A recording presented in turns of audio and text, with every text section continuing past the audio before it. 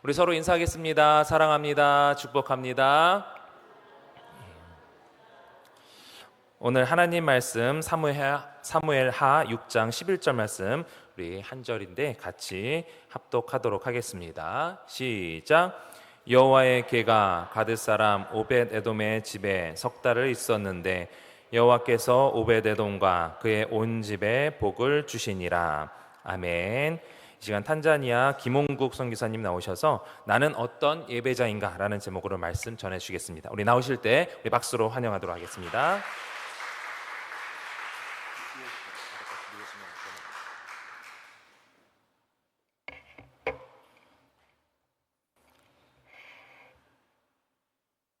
할렐루야. 사랑하는 성도님, 또 우리 당회의원 모든 분들 주 안에서 이렇게 다시 뵙게 돼서 얼마나 하나님 앞에 감사하고 또 여러분께 감사한지 모르겠습니다. 금년이 제 선교사에게 32년째인데 아마 이런 교회는 잘 없을 것 같아요. 32년 동안 제 선교사에게 동반자로서 한순간도 놓치지 않고 같이 제 사역을 위해서 기도해 주시고 또 물질로 후원해 주신 우리 서울제일교회 얼마나 하나님 앞에 고맙고 감사한지 모르겠습니다. 아마 하나님이 기억하시고 축복받는 교회 될 줄로 믿습니다.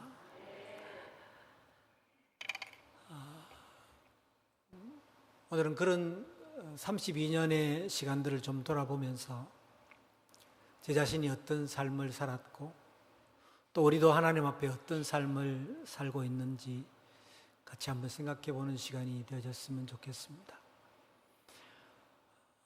성경은 우리 인류 역사의 왕은 누구이신가 하는 큰 제목으로 이루어져 있는 책입니다.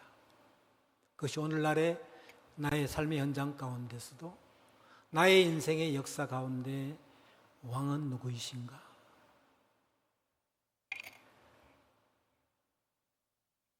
그 과정들을 매일매일 순간순간 확인해 가는 과정이 우리의 신앙 생활이 아닐까 싶습니다.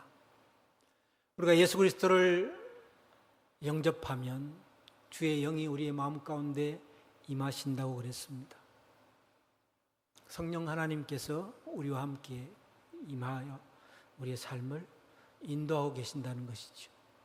그럼에도 불구하고 우리 마음에 계신 그 하나님이 내 인생의 왕으로 인정받고 그분의 말씀대로 통치를 받아서 우리가 그 말씀에 순종하여 나가는 삶이 그리스도인의 삶이죠. 그렇지만 인류의 역사뿐만 아니라 성경의 역사뿐만 아니라 우리 자신의 삶 가운데도 그렇게 살지 못하는 때가 얼마나 많이 있는지 모릅니다. 오늘 우리가 봉독한 짧은 한 구절이지만 오늘 이 열왕 사무엘 하 16장 전체에 나오는 스토리를 보면 세 인물이 나옵니다. 그 중에 한 분은 다윗, 또 한 분은 오벳 에돔, 또 한 분은 미갈이라고 하는 분입니다. 이 세 분의 삶을 잠깐 생각해 보면서 우리의 삶을 점검해 보는 시간이 되어졌으면 좋겠습니다. 구약 시대에 남유다와 북이스라엘이 갈라졌습니다. 그 갈라진 이 분열되어진 왕국을 통일한 왕이 다윗이죠. 그래서 다윗이 왕이 된 이후에 제일 처음으로 했던 일이 빼앗겼던 하나님의 법궤, 하나님의 임재를 상징하는 이스라엘 민족 가운데 장막 가운데 늘 임하여서 눈만 들으면 하나님이 우리의 하나님이구나 라고 하는 사실을 늘 그들로 하여금 깨닫게 했던 그 하나님의 임재의 상징이었던 법궤, 그 법궤를 다시금 찾아와야 되겠다라고 하는 다윗의 열망이 있었습니다. 그래서 오늘 본문의 1절에 보면 다윗이 3만 명의 사람들을 뽑아서 그 법궤 찾는 행렬 대원들을 만듭니다. 그리고 그 법궤가 있는 곳으로 갔어요. 근데 오늘 본문에 보면 다윗이 하나님의 말씀대로 순종하지 않고 그의 생각대로, 그의 경험대로 행하는 모습, 한 가지의 모습을 봅니다. 구약시대의 하나님의 법궤의 율법은 제사장이 반드시 나무 막대기에 꽂아서 궤를 어깨에 메고 움직이게 되어 있습니다. 다윗은 너무나도 잘 아는 내용의 이야기입니다. 그럼에도 불구하고 다윗은 오늘 본문에 보면 새로 만든 새 수레에다가 법궤를 실었다고 그랬습니다. 그것을 웃사를 통해서 옮기게 했습니다. 그 옮기는 과정 속에 이 돌이 웬일인지 소가 웬일인지 벌쩍벌쩍 뛰었어요. 그래서 이 법궤가 쓰러지려고 하자 그 책임을 맡은 웃사가 이 법궤를 잡습니다. 그 잡는 순간에 하나님이 그를 치셔서 그 자리에서 웃사가 즉사하는 장면이 나옵니다. 그토록 열망해서 하나님의 임재를 경험하고 싶어서 다윗이 자기의 왕으로서의 첫 번째 일을 잃어버렸던 법궤를 모셔오는 일에 그 정말로 인생에서 중요했던 그 순간에 하나님의 말씀이 아니라 자기의 경험, 자기가 지금까지 인생에 살아왔던 그런 삶의 방법들을 통해서 이렇게 옮겨도 되겠지, 이렇게 하면 되겠지, 이것도 또 하나님을 섬기는 하나의 방법일 수 있겠지, 그 생각 앞에 하나님은 가감없이 다윗을 치셨습니다. 그래서 그 웃사가 죽는 그 현장 앞에 다윗은 너무도 두려웠어요. 내가 하나님의 임재가 너무도 그리워서 하나님의 임재를 모셔오고 싶은데 이게 웬일이? 그 하나님이 너무도 두려워서 오벳 에돔이라고 하는 사람의 집에다가 그 법궤를 모시게 했습니다. 그리고 다윗은 그 법궤 옮기는 일을 포기하고 예루살렘으로 돌아갑니다. 오벳 에돔이라고 하는 사람은 그 하나님의 법궤를, 그분도 얼마나 무서웠겠어요. 눈앞에서 한 사람이 즉사하는 모습을 봤는데 그 하나님의 임재의 그 놀라운 영광스러움, 그 두려움, 그 압도되는 위험 앞에 얼마나 두려웠겠습니까? 그러나 그럼에도 불구하고 오벳 에돔은 믿음으로 그 하나님의 법궤를 자기 집에 모시는데 그가 받아들였습니다. 여러분, 믿음이라고 하는 것은 단순한 것입니다. 주의 말씀대로 그냥 믿는 것입니다. 믿은 후에 그대로 순종하는 것입니다. 할렐루야. 그 결과 3달 동안 그 집에 머물렀는데 하나님이 오벳 에돔의 집을, 그 가정을 축복하셨더라. 할렐루야. 믿음의 결과는 하나님의 임재뿐만 아니라 하나님이 가지고 계신 그 모든 것들을 우리에게 아낌없이 주시는 하나님의 놀라운 사랑의 역사가 있는 줄로 믿습니다. 이 소식을 다시금 다윗은 들었습니다. 그리고 다시금 그 하나님의 임재를 예루살렘으로 모셔와야 되겠다고 다시금 팀을 꾸립니다. 그리고 찬양대를 소집을 하고 해서 다윗이 6발걸음 뗄 때마다 소를 잡아서 제사를 드렸다고 그랬어요. 몇십 킬로가 되는 그 오벳 에돔의 집에서 다윗이 예루살렘으로 옮길 때까지 그 행렬에 일어났던 그 일들을 우리가 상상해 보면 참 어마어마한 일이었을 것입니다. 그토록 다윗은 하나님을 열망했습니다. 하나님을 사모했습니다. 그리고 자기의 잘못을 그 순간에 깨닫고 돌이키고 뉘우쳐서 하나님의 말씀대로 다시금 돌아서서 순종했습니다. 그리고 그 하나님의 임재가 얼마나 감사했던지요. 다윗은 이 하나님의 법궤를 예루살렘에 있는 다른 성막에다가 옮기지 않고 임시로 텐트를 하나 쳐서 다윗의 왕궁 앞에다가 텐트를 치고 24시간 그 하나님의 영광을 찬양할 수 있도록 찬양대를 조직을 합니다.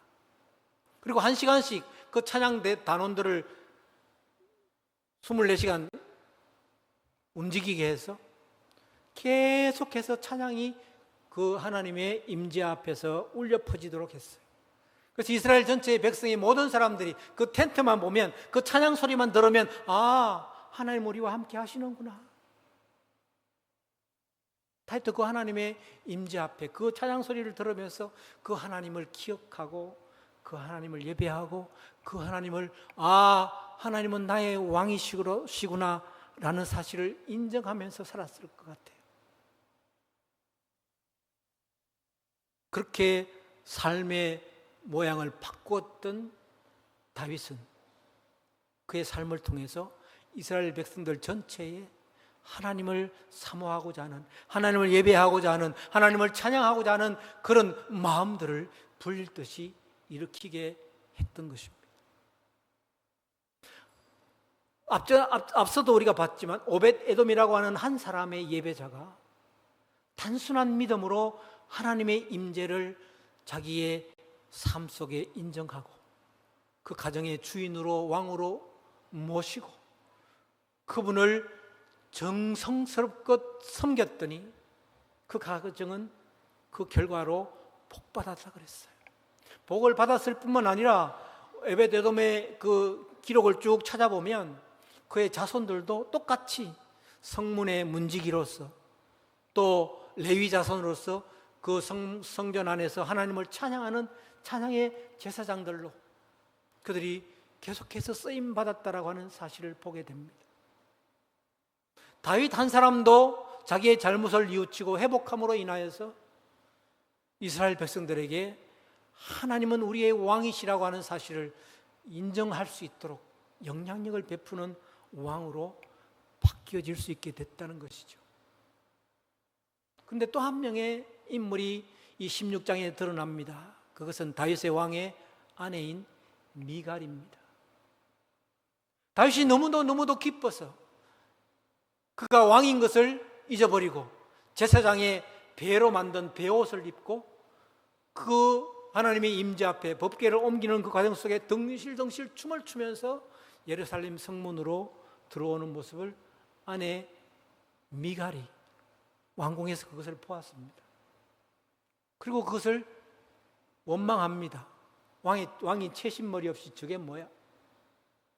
저런 사람이 나의 왕이야? 그 결과로 미갈이라고 하는 여인은 어떻게 됩니까? 하나님의 저주를 받아 영원히 아이를 가질 수 없는 여인으로 전락하고 맙니다. 다윗 왕의 사랑으로부터도 멀어지게 되죠. 하나님을 거역하는 인생은 하나님 앞에 그 하나님의 왕되심을, 하나님의 주권을 인정하지 않는 삶은 저주 가운데 머물 수밖에 없다는 사실을 우리는 이 사무엘하 6장 한 장 안에서도 세 명의 인물을 통해서 우리는 확인하게 됩니다.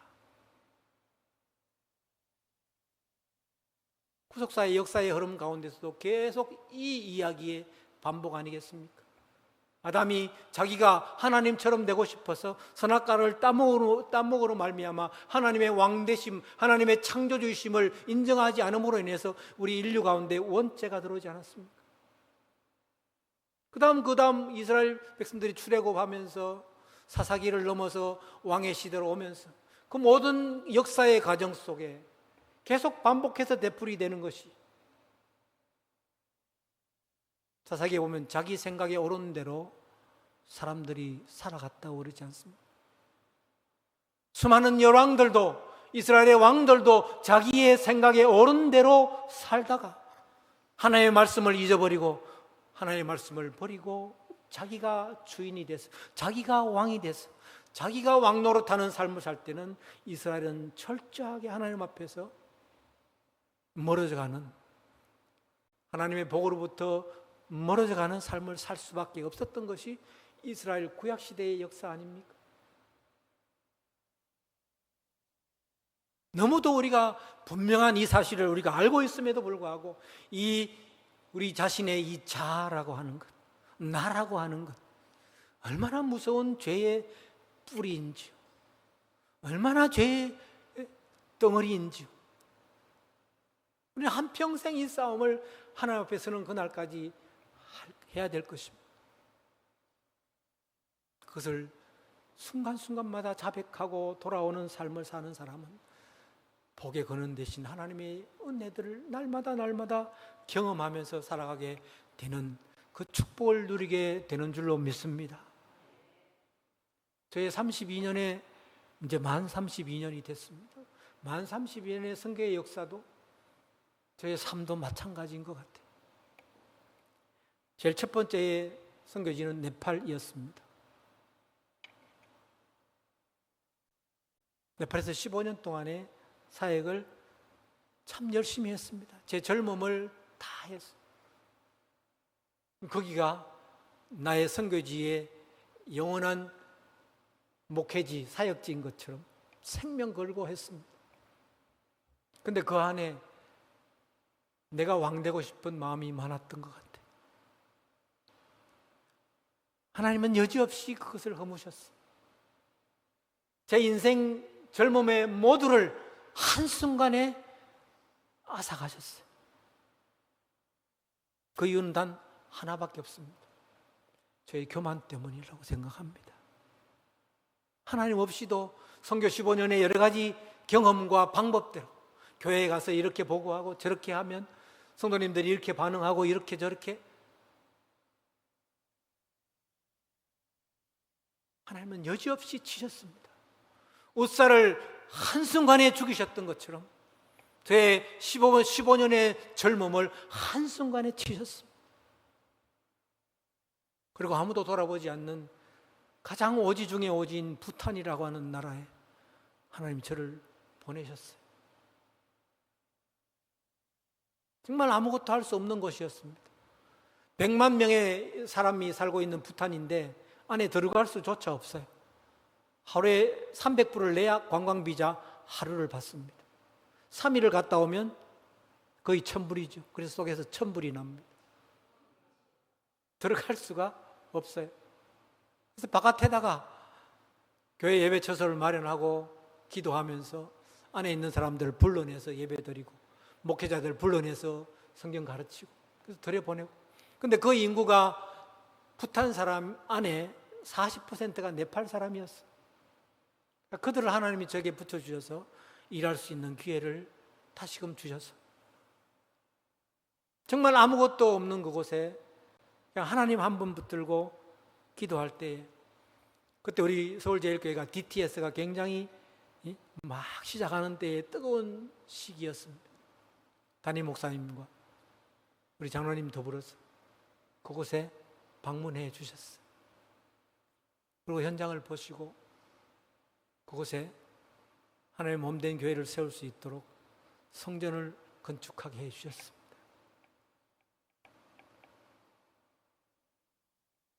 그런데 또 한 번 하나님, 어떻게 하면 저 부탄 안에 들어갈 수 있겠죠? 인간적인 생각을 막 굴렸습니다. 그랬더니 오직 장기 체류할 수 있는 방법은 NGO도 부탄 안에는 단 하나의 NGO도 없습니다. 근데 오직 UN 단체만 거기에서 일을 할 수가 있습니다. 그래서 UN 단체의 직원으로 들어가면 장기적으로 체류할 수 있지 않을까. 그래서 UN으로 들어갈 수 있는 길이 뭘까 생각하다가 여러 방법들을 찾는 중에 미국의 유펜이라고 하는 대학원이 있는데 그 대학원에 NGO 학과장을 하시는 분이 UN에서 엄청난 역할을 담당하고 있는 분이다라고 하는 소스를 저희가 가지게 됐어요.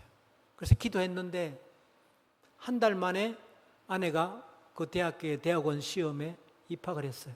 합격이 됐어요. 하나님, 그러면 이것이 하나님의 뜻이면 학비도 주셔야죠. 기도했는데 또 한 달 만에 학비도 하나님이 해결해 주셨어요. 이것은 하나님의 뜻이구나. 시도는 하나님이 제게 그런 음성을 들려주시지 않았어요. 저의 계획이었어요. 저의 방법이었어요. 그런데 어떻게 묘하게 맞아떨어져서 그런 게 보여졌던 거예요, 저에게. 저는 덥석 물었습니다. 그리고 아내랑 저랑 헤어져서 2년 동안 아내는 미국에, 저는 선교지에서 또 각자 해야 할 일을 했습니다. 그리고 졸업을 하고 돌아와서 2년여간 동안 열심히 그 유엔 단체가 열려질 수 있도록 두드렸어요. 근데 열리지를 않는 겁니다. 하나님, 이게 뭐죠?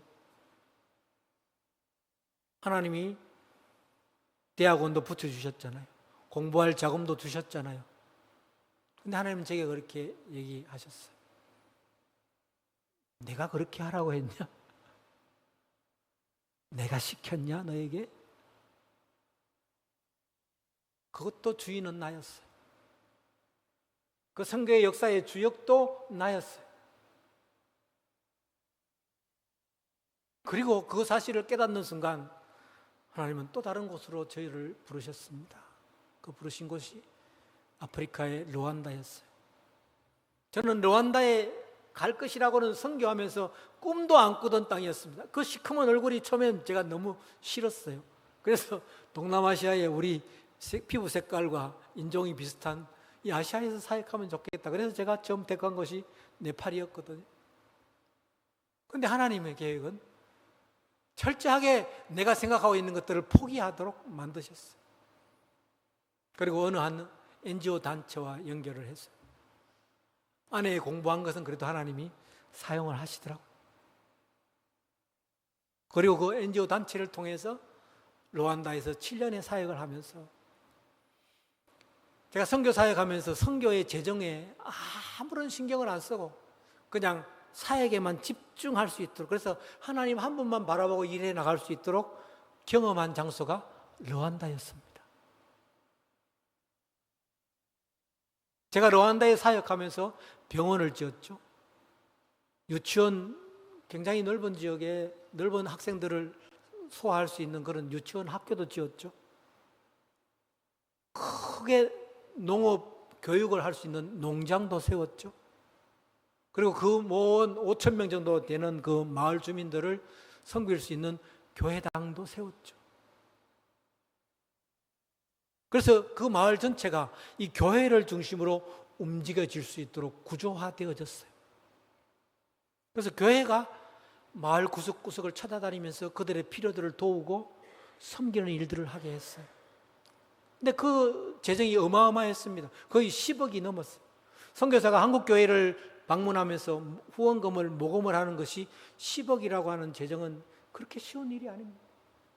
근데 저는 한 번도 그 일을 하지 않았지만 하나님은 그 일을 할 수 있도록 NGO 단체를 활용하시고 그 일을 하게 하셨어요. 그래서 저는 선교에만 집중할 수 있도록 그 가운데서 하나님만 바라보고 하나님의 계획이 무엇인지를 하나님께 물으면서 하나님과 한 걸음 한 걸음 동행하는 일을 하는 법을 배웠던 것이 선교에 20년이 지나서인 르완다의 사역이었습니다.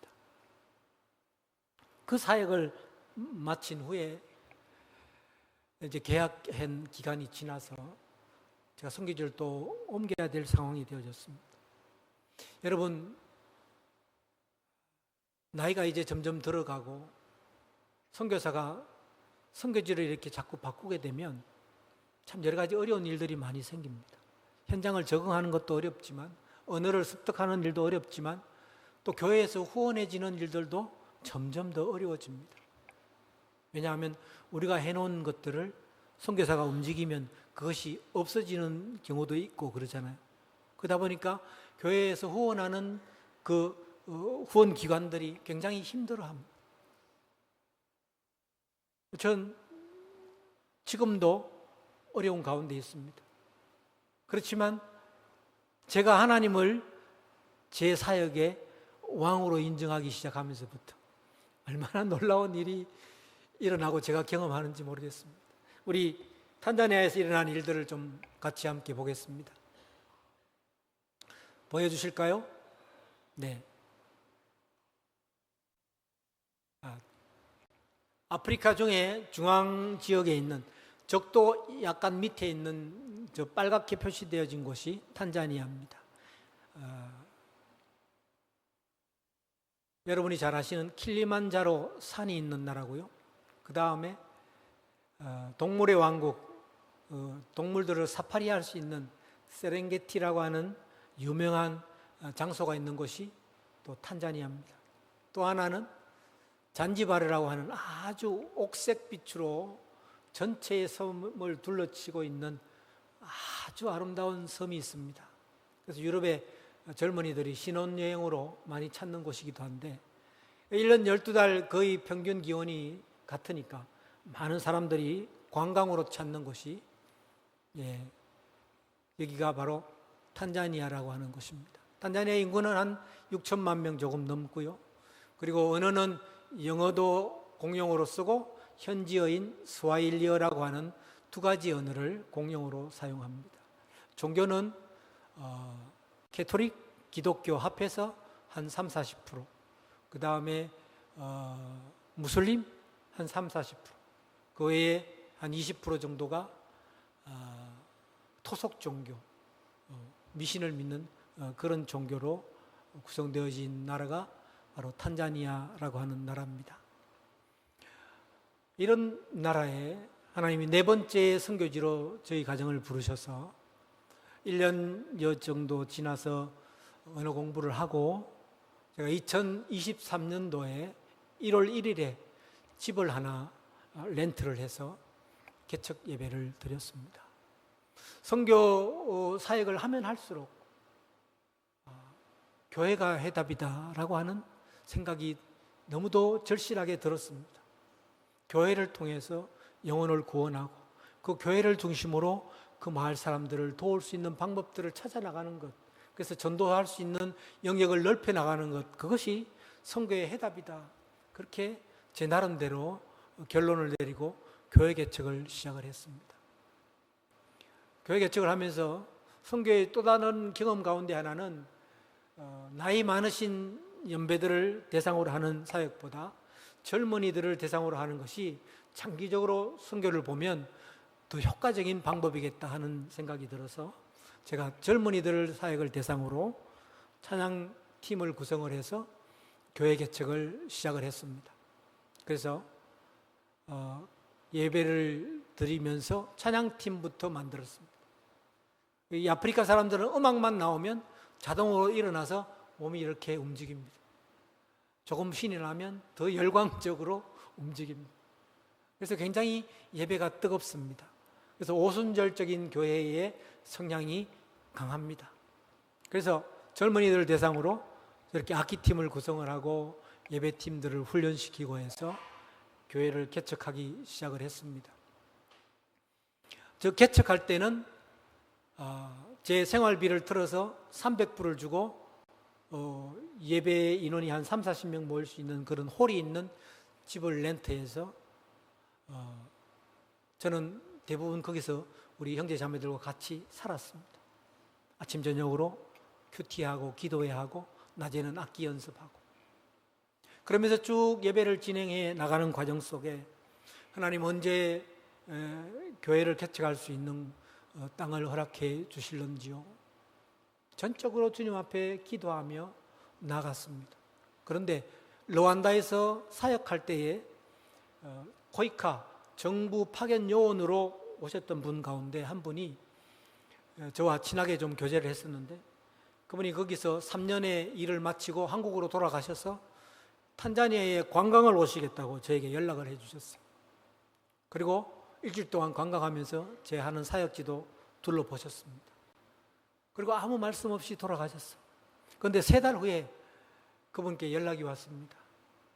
장인어른 구순잔치였는데 구순잔치 끝나고 1,500만 원이 남았습니다.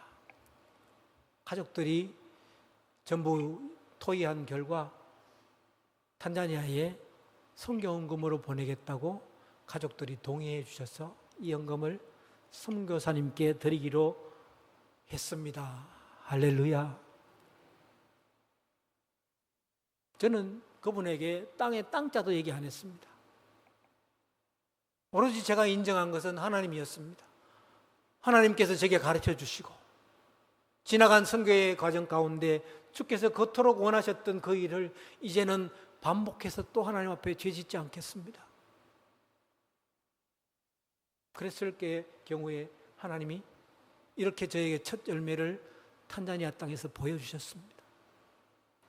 그리고 그 다음에 우리 팀원들과 기도했을 때에 우리 당장 저기 가서 어떻게 하더라도 예배 드리자. 하나님이 주신 지역에, 하나님 주신 그 땅에 우리가 어떻게든지 텐트를 치더라도 예배 드리자. 그래서 이렇게 옮겼습니다. 이것도 또 하나의 스토리가 있습니다. 여러분 중에 이동기 목사님이라고 아시는지 모르겠는데 제가 선교사로 나가기 전에 같이 이 교회에서 이동기 목사님은 부목사님으로 저랑 같이 각 교육 파트를 맡아서 같이 섬겼습니다. 저의 신학교 동기 동창입니다. 근데 이 목사님이 제게 갑자기 전화를 했어요. 전화한 적은 자기 교회 한 성도님이 루안다에 단기 선교 여행을 가셨대. 근데 그 성도님 가정에 초상이 났습니다. 아버님이 돌아가셨다는 거. 근데 그분한테 연락을 하는데 도저히 찾아도 연락이 안 된대. 지방으로 내려가니까 아마 연락이 안 됐던 것 같아요. 그래서 제게 그 선교사님 성함을 알려주고 그 선교사님한테 연락을 해서 그 성도님을 연결해서 좀 알려달라고 이렇게 갑자기 연락을 했어요. 이제 그러는 과정에 뭐 저희 선교 이야기도 같이 하다가 기도 제목을 나눴습니다. 근데 그 대화하는 과정 속에 이 이동기 목사님이 핸드폰 소리를 오픈을 하고 아내인 이정화 사모랑 같이 제 얘기를 들었던 것 같아요.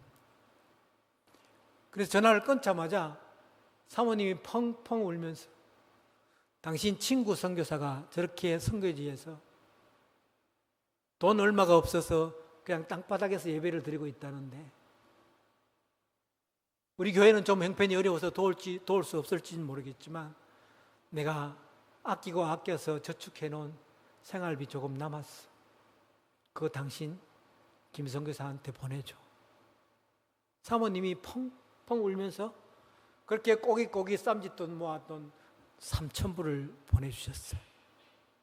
그래서 임시처소인 저렇게 앞에는 이렇게 천막을 치고 조그만한 방 한 칸. 왜 저 방 한 칸이 필요했나 하면 악기 장비를 이렇게 보관해 둬야 할 장소가 필요해서 꼭 건물이 필요했어요. 저 비용이 한 3,000불 정도 들었어요. 얼마나 정확하신 하나님이신지. 그래서 저기에다 이렇게 임시로 천으로 이렇게 천장을 막고 해서 임시초소를 마련해서 하나님 앞에 예배드리기 시작했습니다. 저기까지도 제가 한 것은 없습니다. 그냥 하나님 앞에 인정하고 하나님, 내 선교사에게 왕은 하나님이십니다. 하나님이 하십니다. 그리고 예배를 드리기 시작했을 뿐입니다. 그리고 그해 겨울에 크리스마스 때에 주변 마을 사람들을 대상으로 크리스마스 전도 집회를 했습니다. 그리고 마을 사람들을 모아서 제가 어설프지만 간단하게 복음을 전하고 뒤에 있는 친구가 저와 같이 사역했던 전도자인데 전도자가 복음을 전하고 해서 같이 전도 집회를 했는데 그 전도 집회 결과로 그때 모였던 분들인데 다 교회에 나오시진 않고 한 15가정이 교회에 나오겠다고 그때 헌신을 했습니다. 그래서 지금까지도 열심히 교회에 예배를 하고 있습니다. 그러는 와중에 저 집회를 하고 난 다음에 그해 봄에 제가 한국에 선교 보고차 한국에 왔습니다. 그리고 각 교회들을 다니면서 우리 교회의 상황을 함께 나눴습니다.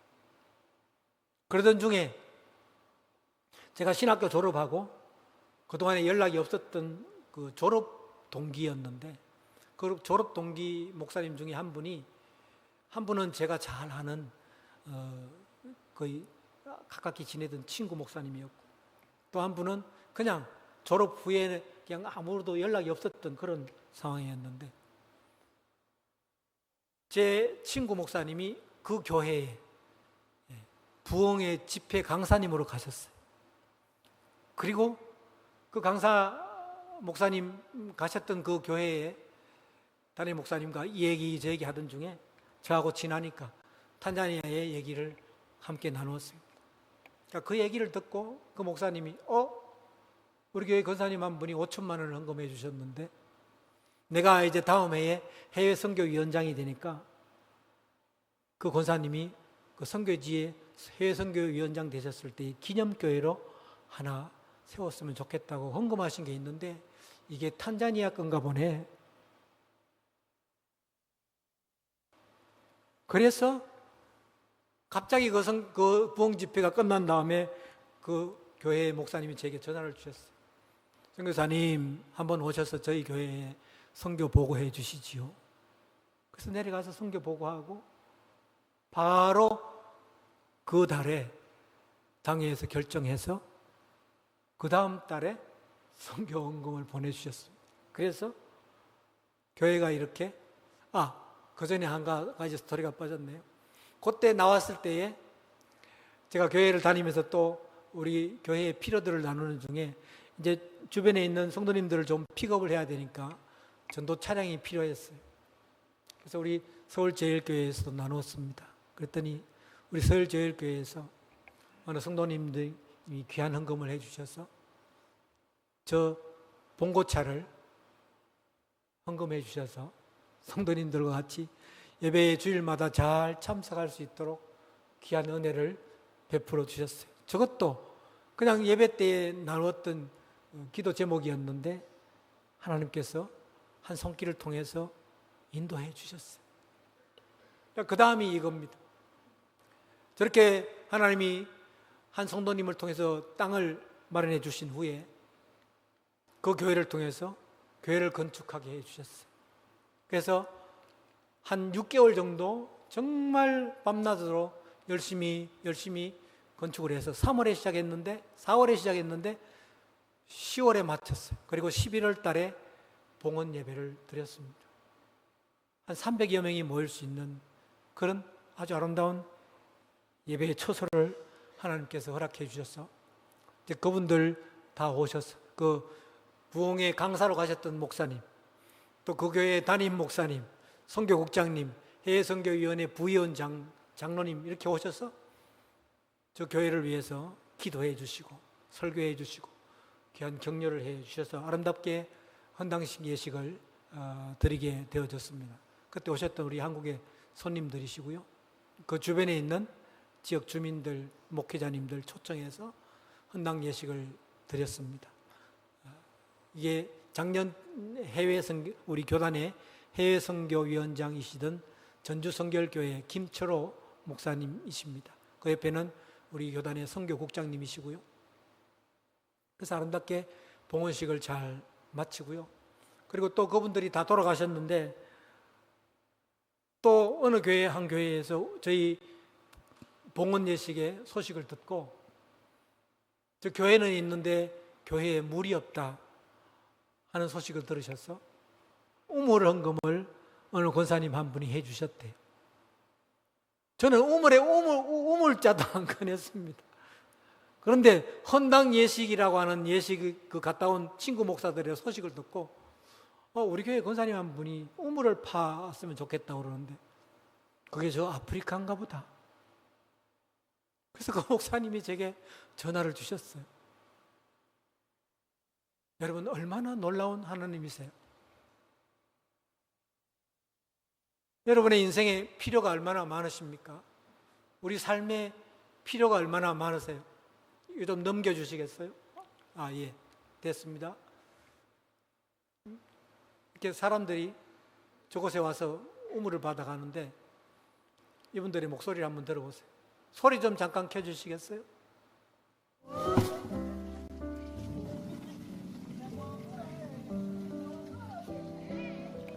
아프리카는 건기와 우기로 나누어진 나라가 대부분입니다. 근데 건기 때는 이 물이 말라서 우리 같으면 각 가정에 수도가 있지만 전 국민의 90%가 수도가 없습니다. 그래서 전부 다 물을 길러 어디로 가야 돼. 그 어떤 데는 구정물 투성이 그 물을 길어다가 하루 이틀 쟁겨놨다가 뭐가 깔아앉으면 그때 물을 마시고, 그것도 환경이 안 되는 물은 그냥 그 물채로 마시는, 그래서 병이 많은 나라가 아프리카이지 않습니까?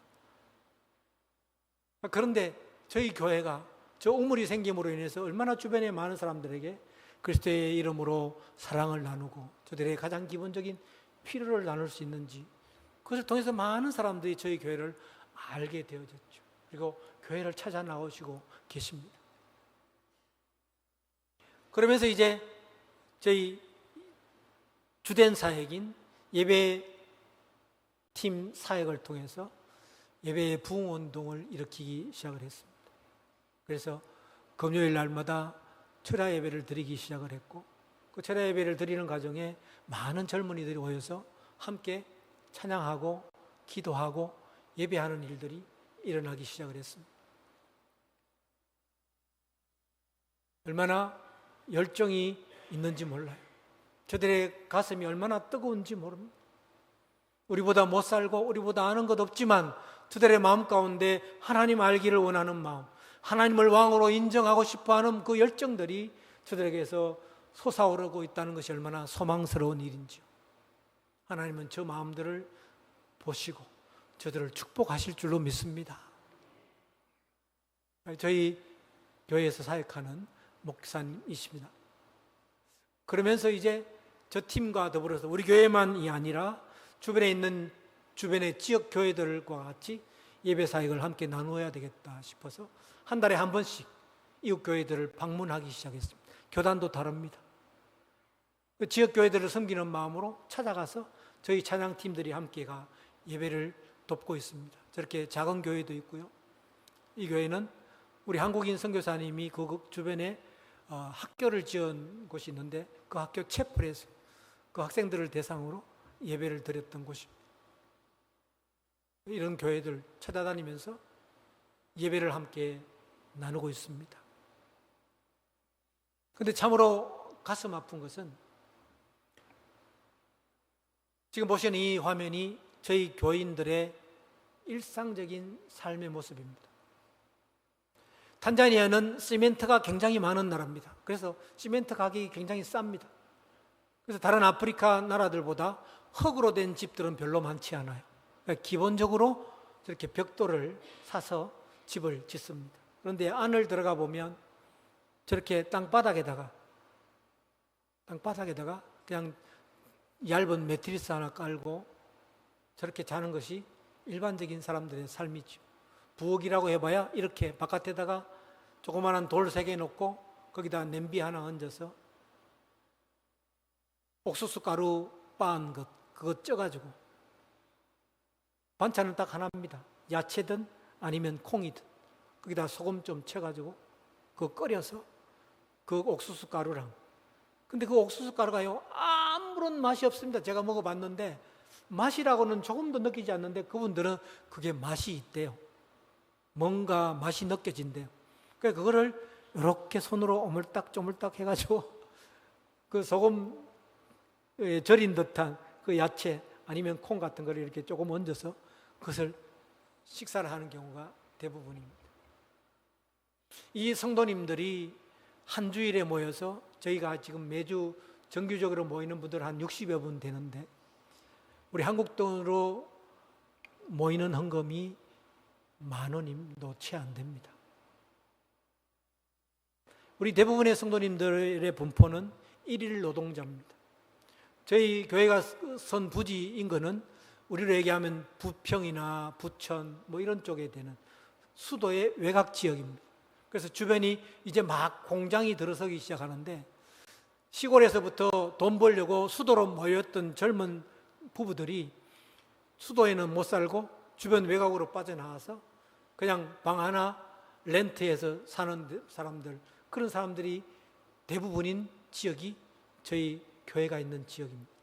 그래서 이분들은 매일같이 일일 노동자로 나아가서 노동을 해야 하루 먹거리가 생깁니다. 못 나가면 그날은 굶어야 됩니다. 아내가 아기를 가졌으면 남편만 나가야 됩니다. 남편과 같이 나가는 날은 애들은 그냥 집에 버려져 있습니다. 교회를 안 나와서 신방을 가보면 이틀씩 사흘씩 굶고 있습니다. 그러니 한 달에 하루에 일주일에 10,000원 나오는 것도 그들은 얼마나 그들 삶에 최선을 다해서 하나님 앞에 드리는 헌금인지 모릅니다. 저에게 퀘스천이 붙었습니다. 하나님, 제가 선교지에서 개척하면서 교회를 수도 없이 개척을 했는데 자립하는 교회를 보기를 원합니다. 이제 탄자니아가 저의 마지막 선교의 여정일 것 같은데 하나님, 이곳에서 자립하는 교회를 보게 해 주십시오. 이것도 제 소원이 제 뜻인지는 모르겠습니다. 만약 하나님의 뜻이라면 하나님, 이들로 자립할 수 있도록 자립의 기반을 다지는 무언가를 우리 교회가 할 수 있도록 하나님 도와주세요. 그것이 저의 기도가 되어졌습니다. 그래서 제가 NGO 사역들을 많이 하면서 여러 가지 경험들을 많이 했습니다. 농사 짓는 방법, 재봉틀 재봉하는 방법, 미용하는 방법, 심지어 제가 7년 동안 닭을 키웠습니다. 그래서 그 무농약, 우리로 얘기하면 자연양계라 그러죠. 약 안 치고 하는 그 자연양계로 7년 동안 루안다에서 제가 계란을 만들었어요. 하여간 제게 노하우가 있습니다. 부부가 같이 나가서 집에 버려져 있는 저 아이들을 교회가 품고 타가시설을 조금만 마련하면 교회가 그 지역에 얼마나 많은 영향력을 발휘할 수 있을까요? 그리고 부모들이 얼마나 안심하고 일터에서 일할 수 있을까요? 그 낮에는 데이케어 센터로 쓸 수 있고 밤에는 그들에게 직업 교육을 할 수 있는 장소가 될 수 있다라고 생각이 되어집니다. 그래서 재봉 교육을 하고 미용 교육을 하고 양계 교육을 하고 제과 제빵 빵틀 하나만 있으면 되잖아요. 그런 것들을 가르치고 자기들 스스로가 남편은 나가서 일하지만 아내는 그런 작은 일들을 통해서 집에서 아이들을 케어하면서 소일거리를 하면서 스스로 자립할 수 있는 어떤 여건들을 마련해 준다면 지금보다는 훨씬 더 나은 삶을 살아갈 수 있지 않을까. 심지어 가장 큰 문제는 뭔지 아세요? 못 먹어서도 문제지만 가정이 부서져 나간다는 것입니다. 부부가 같이 일하니까 남편이 따로 다른 공사장판에, 아내는 다른 공사장판. 아내가 아이를 가져서 임신하면 공사장 일하러 못 나가잖아요. 그럼 남편만 여기저기 돌아다니는데 공사판이 멀으면 집으로 돌아오지를 못해요. 그래서 거기서 계속 일해야 되기 때문에 2달, 3달 혹은 6달 일하면 가끔씩 집으로는 오지만 매일 올 수는 없지 않습니까? 거기서 또 다른 살림을 차립니다. 그것이 전혀 이 사람들에게는 부끄러운 게 아니에요. 내 아버지가 그랬어요. 내 엄마가 그랬어요. 그래서 내 엄마가 둘이에요, 셋이에요? 내 아버지가 둘이에요, 셋이에요? 이게 이 사람들의 그냥 생활 패턴이 되어져 버렸습니다. 탄자니아의 지금 현재 가정에 가장 심각한 것은 무너진 가정입니다. 70%가 무너졌어요. 그러니까 또 하나의 아내를 얻는 것은, 또 하나의 외도를 하는 것은 아무렇지가 않아요. 그냥 일상이에요. 심지어는 여자들이 어떻게 생각하는 줄 아십니까? 미혼모가 되어서 아이를 그냥 낳아요. 왜 아이를 안 지우느냐? 아이를 낳는 이유가 이렇대요. 이 아이가 커서 내 생명줄입니다. 내 남편이 없어도 이 아이가 엄마가 나를 지금까지 키워준 거 아니까 내가 노후가 되면 이 아이가 나를 살려주겠지, 먹여주겠지. 그렇게 생각을 한대요.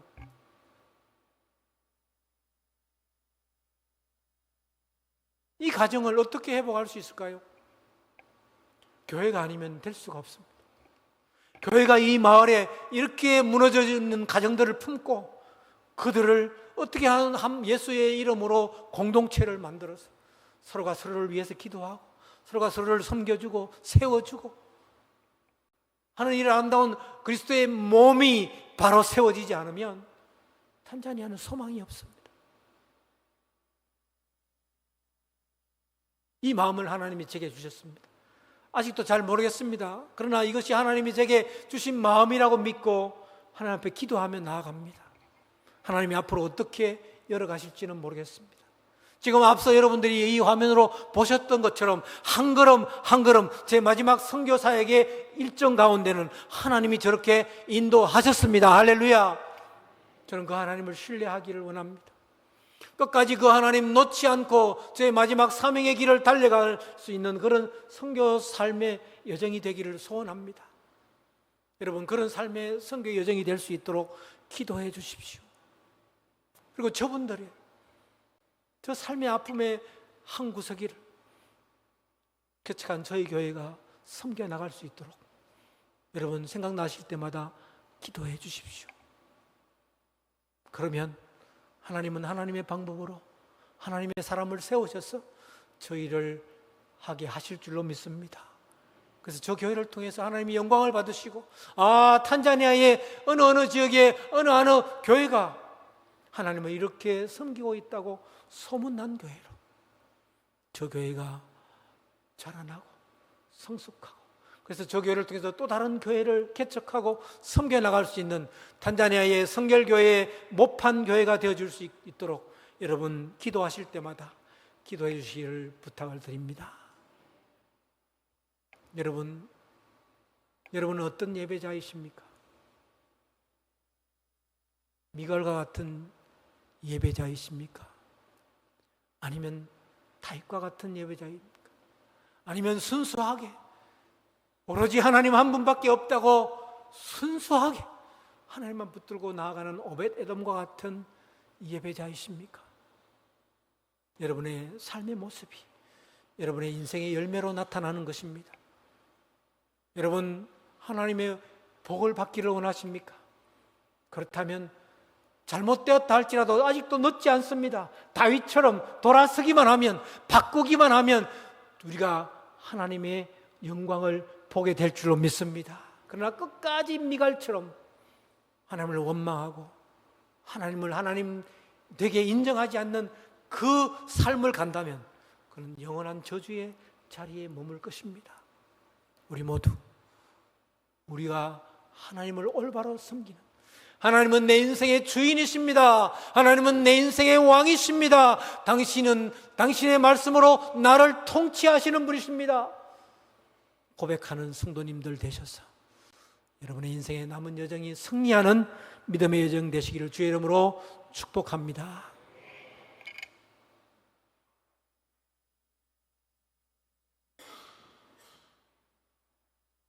귀한 말씀 전해주신 선교사님을 위해서 다시 한번 우리 박수로 감사의 말 전하도록 하겠습니다. 이 시간 주신 말씀 기억하면서 함께 기도하실 때 말씀을 통하여서 우리 하나님만 예배할 수 있는 또 하나님의 영광을 위한 삶을 살 수 있는 우리들 되게 해달라고 기도하시고 선교사님의 사역을 위해서 기도하실 때 안식년 중에 계십니다. 안식년 중에 쉼과 평안을 얻고 또 재충전되어서 이후의 사역에서 풍성한 열매가 있을 수 있도록 또 탄자니아 교회를 통해서 지역이 발전하고 또 탄자니아 교회가 더 크게 부흥할 수 있도록 선교사님의 사역과 또 우리 말씀 가운데 받은 그 은혜를 위해서 우리 주여 세 번 부르고 통성으로 기도하겠습니다. 주여 주여 주여